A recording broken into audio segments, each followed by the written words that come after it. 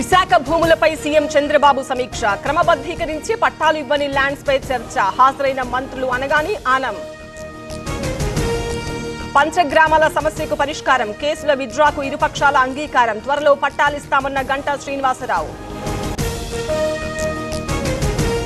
అభివృద్ధి చూసే వలసలు. ఎవరిని ప్రలోభ పెట్టడం లేదు. కేంద్ర మంత్రి పెమ్మసాని చంద్రశేఖర్ కామెంట్స్. ఆర్జీవీకి 15 రోజుల సమయం ఇచ్చాం. స్పందించకపోతే చట్టపరంగా చర్యలు. 1.15 కోట్లు లబ్ధి పొందారన్న జీవీ రెడ్డి.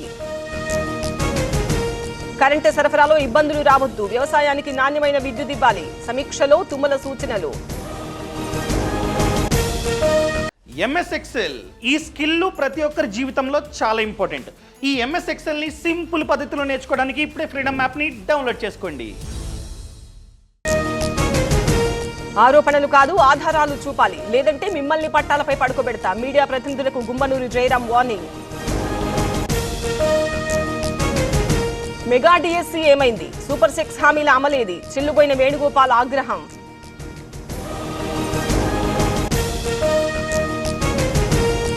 పంచాయతీ ఎన్నికలపై ప్రభుత్వ కసరత్తు. సీఎం రేవంత్ రెడ్డి కీలక సమీక్ష. ఇవాళ నివేదిక అందించనున్న బీసీ కమిషన్.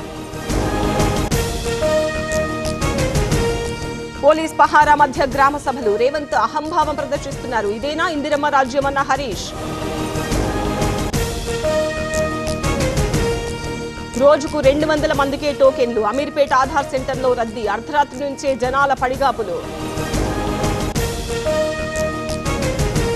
నిజామాబాద్ జిల్లా జానకంపల్లిలో కలకలం. భయపెడుతున్న చిరుత సంచారం. అప్రమత్తంగా ఉండాలన్న అటవీ అధికారులు.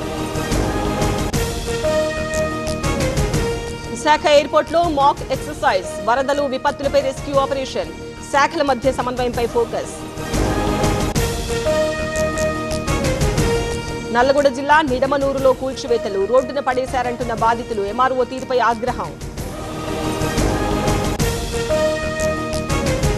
హైదరాబాద్ లో ఆన్లైన్ ముఠా గుట్టురట్టు. 52 మంది అరెస్ట్. నిందితుల్లో బ్యాంక్ మేనేజర్లు.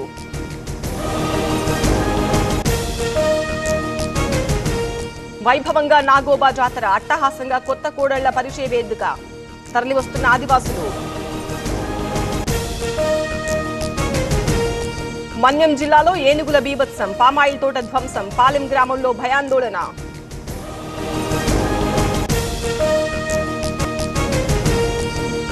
కోర్టు ఆర్డర్పై తప్పుడు ప్రచారమా? త్వరలో నిజాలు బయటపడతాయి. జానీ మాస్టర్ ఆసక్తికర ట్వీట్.